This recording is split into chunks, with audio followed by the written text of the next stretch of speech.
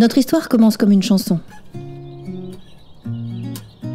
Il partait découvrir une exposition, là-haut, vers le brouillard. Elle descendait randonner là-bas, dans le Midi.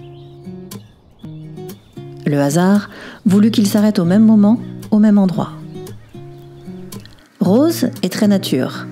Pierre, lui, est plutôt vieille pierre. Rose est une habituée du plein air. Pierre, plutôt un adepte de l'hébergement insolite. Rose adore flâner. Pierre, lui, aime gérer, planifier, organiser. Rose fait tout en fonction des envies du moment. Pierre réserve à l'avance ce qu'il a repéré sur plan.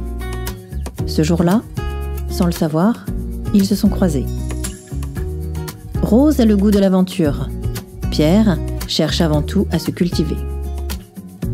Tous deux n'aiment rien tant que se laisser surprendre. Ce jour-là, ils se sont recroisés. Pierre n'aurait pas imaginé une telle faune entre ses pierres. Rose n'aurait pas imaginé être si touchée par des parois de falin. Ce jour-là, ils se sont reconnus. Chacun a poursuivi son chemin, en visite de groupe ou en balade solo. Ce jour-là, pour la première fois, ils se sont parlé. Rose et Pierre ont continué à vaquer, c'est-à-dire à profiter de leurs vacances. La vie fourmillante, pleine de surprises. La nature foisonnante, le grand air, le soleil, les a tous les deux séduits. Ce jour-là, ils se sont manqués. Le soir, Pierre est allé au concert, mais Rose n'y était pas. Dommage.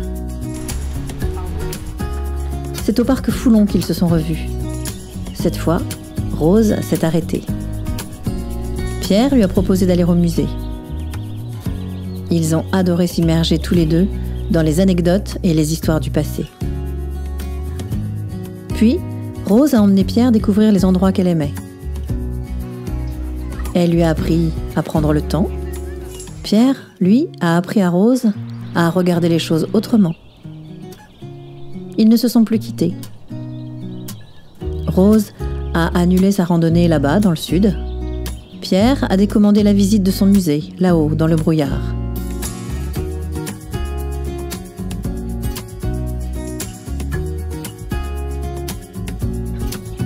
Ils sont finalement restés là, nichés au cœur du Falin.